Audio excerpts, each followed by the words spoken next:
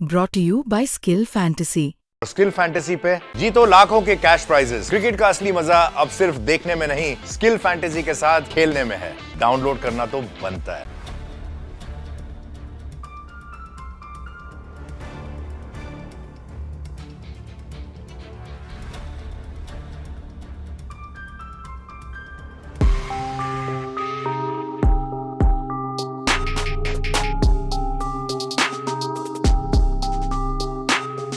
નમસ્કાર મિત્રો સંબંધોમાં હત્યા, આડા સંબંધોમાં હત્યા, પતિને છોડીને ગયેલી, 3 બાળકોનું ભૂલીને ગયેલી એક મહિલાને પ્રેમ કરવો ભારે પડ્યો છે. એનો પતિ હતો, 3 બાળકો હતા, આમ છતાં પણ 21 વર્ષીય યુવક સાથે તેની નજર મળી અને પ્રેમ થયો. પોતે 31 વર્ષની આ યુવતી, આ મહિલા, વાત એ છે કે મૂળ ઔરંગાબાદના, બિહારના રહેવાસી અને અહીં સુરતમાં આવીને રહેતા હતા. પતિ સાથે રહેતી હતી, પતિથી નાખુશ, અને ત્યારબાદ 21 વર્ષીય અરમાન ઉર્ફે છોટા બાબુ હાશમી નામના યુવક સાથે પ્રેમમાં પડી હતી. થોડો સમય આ બધું ચાલ્યું અને ત્યારબાદ તેની લાશ સચિન જીઆઈડીસી વિસ્તારના એક ઝાડી ઝાકડા વિસ્તારમાંથી મળી આવે છે. શરૂઆતમાં તો પોલીસને એ પણ નહોતી ખબર પડી કે આ છે કોણ.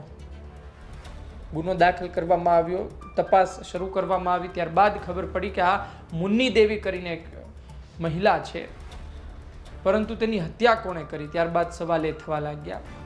પોલીસે ઘણી તપાસ કરી. 8 મેની ઘટના છે. 8 મેના દિવસે તેની લાશ મળી હતી. ઘણી તપાસ કરી, પરંતુ તેનો હત્યારો કોણ છે તે ખબર નહોતી પડતી. અંતે કઈ રીતે ખબર પડી કે તેનો હત્યારો જ તેનો પ્રેમી છે? એ વિશે આપણે વાત કરીએ. આ પહેલા આપ એ સાંભળો કે પોલીસે આ બાબતને લઈને શું કહ્યું. 8મી મેના રોજ એક સચિન જીઆઈડીસી હદમાં એક મહિલાની લાશ મળી આવી હતી, જે ડેડ બોડી અનઆઇડેન્ટિફાઈ હતી અને એના માથામાં ઇન્જરી હતી. પીએમ દરમિયાન એમની હત્યા થઈ હોવાનું જાણવામાં આવ્યું હતું. જે બાબતે સચિન જીઆઈડીસી પોલીસ સ્ટેશનમાં ગુનો દાખલ કરવામાં આવ્યો. અનડિટેક વંશોધાયેલો મર્ડરનો ગુનો હોય છે. ક્રાઇમ બ્રાન્ચ અને અલગ અલગ ટીમો બનાવીને કામમાં હતા. દરમિયાનમાં ક્રાઇમ બ્રાન્ચના પોલીસ ઇન્સ્પેક્ટર આરઆઈ જાડેજામાંથી મળેલ છે. આજે મરણ જનાર સ્ત્રી છે, એનું નામ મુન્ની દેવી, વાઇફ ઓફ મુન્નાસિંહ ગણેશસિંહ ચૌહાણ છે, અને એ સચિન જીઆઈડીસી વિસ્તારમાં રહે છે. મૂળ તે ઔરંગાબાદ બારૂદ જિલ્લાની રહેવાસી છે, જે એનો ઘણા વર્ષોથી સચિન જીઆઈડીસીમાં રહે છે. એને એક કિસમ અરમાન છોટે બાબુ હાશમી સાથે રિલેશનશિપમાં હતી અને બંને સાથે ઘણીવાર રહેતા હતા અને એના હસબન્ડ સાથે પણ રહેતી હતી અને અવારનવાર આ બંને વચ્ચે ઝઘડા પણ થતા હતા.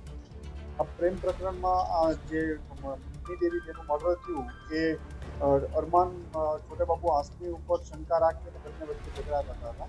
અને 8મી તારીખે બંને વચ્ચે ઝઘડો થયા પછી બહાર જમવા ગયા અને ત્યાં જેમાં પછી એનું મર્ડર કરી અને પાઇપથી ભાગી ગયો હતો. સૌપ્રથમ એ અહીંથી ભાગી અને એ મૂળ જે હાશમી છે, અરમાન હાશમી, એ પાંડેસરા વિસ્તારમાં રહે છે. ઓરિજિનલ બિહારનો રહેવાસી, બક્સર જિલ્લાનો છે. ત્યાંથી નેપાળ જતો રહ્યો હતો. પોખરાથી ફરીથી પાછો બિહાર આવ્યો અને બિહારથી બાતમી આધારે કેન્દ્રની ટીમે ટ્રેપ કરી અને એને પકડી પાડ્યો છે. એને હતું કે લેડીને કે અરમાનને કોઈ બીજી સ્ત્રી સાથે પણ સંબંધ છે, તેને લઈ અને બંને વચ્ચે અવારનવાર ઝઘડો થતો. એના હિસાબથી બંને વચ્ચે આ ઝઘડાને સાથે અનુસંધાને મદદ 2-2.5 વર્ષથી 2 વર્ષથી ઉપર. આપે સાંભળ્યું કે પોલીસે શું કહ્યું. વાત બસ આટલી જ છે. ઉંમર મહત્વની નથી, પરંતુ પ્રેમ કરવો ભારે પડ્યો છે. અને કારણ શું હતું અને કઈ રીતે હત્યા કરવામાં આવી, આ બંને વિશે હવે હું વાત કરું. કારણ હતું કે અરમાન અન્ય છોકરી સાથે પણ પ્રેમ સંબંધોમાં હતો, અન્ય સાથે પણ સંબંધોમાં હતો.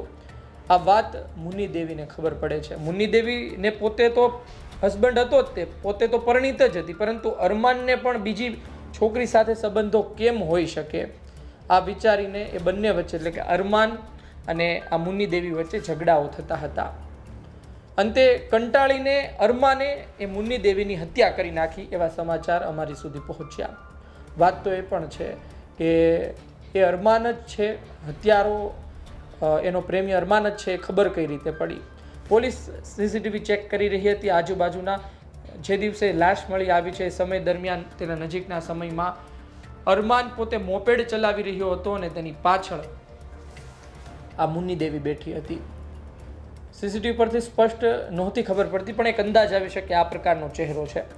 ત્યારબાદ એ અરમાનનું લોકેશન કાઢવામાં આવ્યું અને તેને જે જગ્યાએથી ગાડી ખરીદી હતી તે જગ્યાએથી પણ સીસીટીવી મેળવવામાં આવ્યા. ત્યારબાદ ખબર પડી કે આ એ જ વ્યક્તિ છે. જોકે આ હત્યા કરી નેપાળ ભાગી ગયો હતો અને નેપાળથી પાછો બિહાર આવ્યો હતો અને અંતે ત્યાંથી તેની ધરપકડ કરવામાં આવી. એટલે આટલી લાંબી સ્ટોરી છે અને આ લાંબી સ્ટોરીમાં 3 બાળકોએ પોતાની મા ગુમાવી છે, એક પતિએ પોતાની પત્ની ગુમાવી છે અને વાત તો એ જ છે કે એ અરમાનને હત્યા કર્યા સિવાય શું કોઈ બીજો રસ્તો હતો જ નહીં? આ સવાલ થઈ રહ્યા છે. આ ક્રાઇમ સ્ટોરીને લઈ આપનું શું કહેવું છે કોમેન્ટ બોક્સમાં જરૂરથી લખજો. આ પ્રકારની હત્યાઓ ક્યારે થતી હોય છે, આમાં ભૂલ કોની છે જરૂરથી જણાવજો. ક્રાઇમ સ્ટોરી પસંદ આવી હોય લાઈક શેર કરજો. ધન્યવાદ.